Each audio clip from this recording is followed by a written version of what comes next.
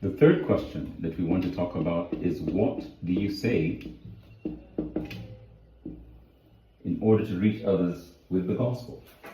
And for that, we will still go back to the same passage, but the next verse in John chapter 4, from verse 28 to 30. It says, Then the woman left her water jar and went into town and told the men, verse 29, Come see a man who told me everything I ever did.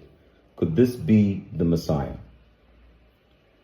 So we have read John chapter 4, and more specifically, verse 29. The lady says, Come see a man who told me everything I ever did. That, in a word, could be her testimony. Then she says, could this be the Messiah? So she says all she knew about Jesus, which for us would be the gospel. So I want to suggest to you that the two things that you can say to somebody is to share your testimony and also share the gospel. Now, the gospel is the main aim of the conversation.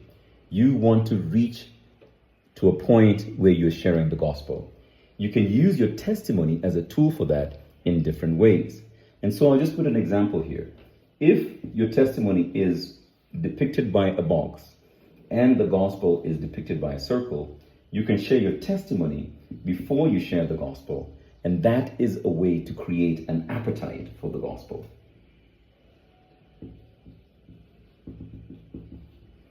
You could also share your testimony as you are sharing the gospel. And in this case, your testimony would be a tool for sharing the gospel. Finally, you could share your testimony after you share the gospel, in which case your testimony would be a way of validating the gospel. Now, in all things, your main aim is to share what? The gospel. And at the end of the day, you could even share the gospel without sharing your testimony. But if you choose to use your testimony, you can use them in one of these three ways, either as creating appetite, as a tool for sharing the gospel, or a way of validating the gospel. In this case, the woman at the well used her testimony as a tool to create an appetite for the gospel.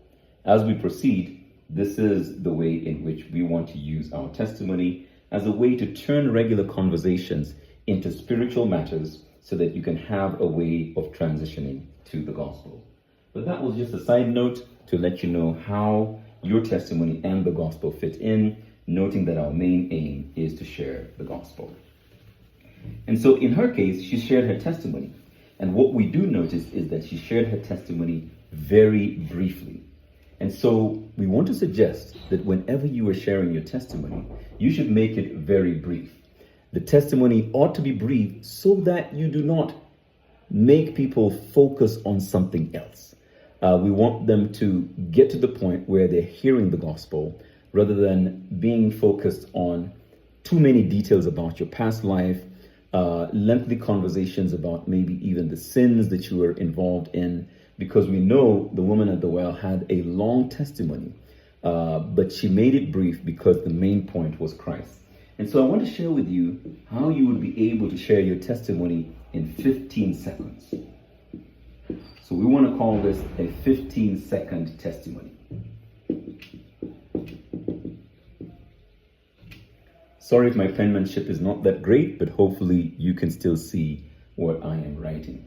And so in order to share a 15-second testimony, there are three main parts that you need to know within the 15-second testimony.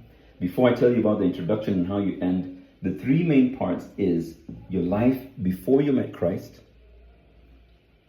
how you encountered Christ, and how your life has changed since you met Christ.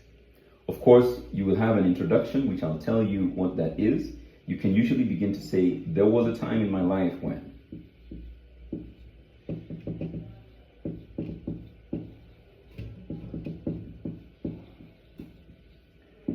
And then pick one or two words that describe your life before you met Christ.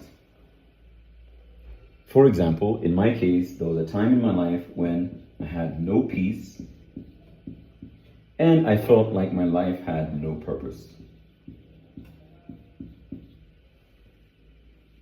And And then the second part, main part, is in 1 or 2 brief sentences, describe how you met Christ.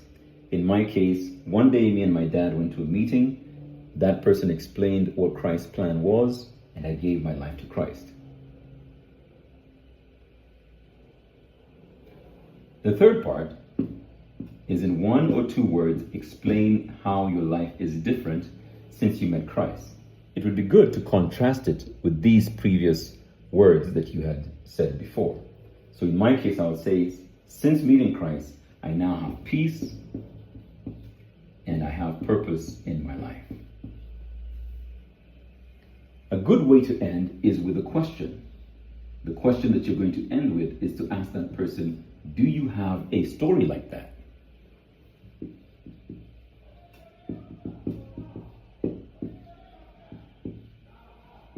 You are asking that to see if they have a testimony. If this is a believer, they should understand what it is that you are communicating to them. And they should be able to tell you, yes, I too have a situation where I encountered Christ. But maybe if they're not a believer, they may just tell you something about their life experience, and you will listen with spiritual ears and understand that maybe they do not have a scenario where they've encountered Christ. So just as a way of repeating my 15-second testimony, I would say there was a time in my life when I had no peace and I felt like there was no purpose for my existence here on earth. Then one time, my dad and I went into a meeting that was being held in town, and I heard about God's plan. That day I gave my life to Christ. And since then, I am experiencing peace and my life has purpose. Do you have a story like that? Very brief and succinct, and as a way of introducing spiritual matters. Now, the answer they give you here, there's no wrong or right answer in the sense that there's something they shouldn't say. But whatever they say will give you more information to understand where they are.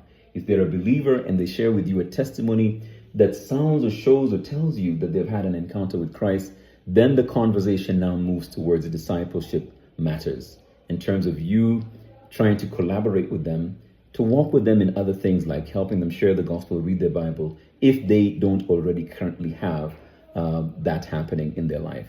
But if in fact they give you a story that does not relate to an encounter with Christ, you don't have to say wrong answer. You just listen and now know that you need to proceed to sharing the gospel. I'd like you to take 2 or 3 minutes to share with your neighbor your 15-second testimony. And before you do that, think about 1 or 2 words that characterize your life before you met Christ. Think about 1 or 2 words that characterize your life after you met Christ. And write down a sentence or 2 about how you met Christ. And then begin by just simply saying, there was a time in my life when, note those 2 things, read how you met Christ, and then say how your life has changed since then, and end by asking them if they have a story like that. You can do that now.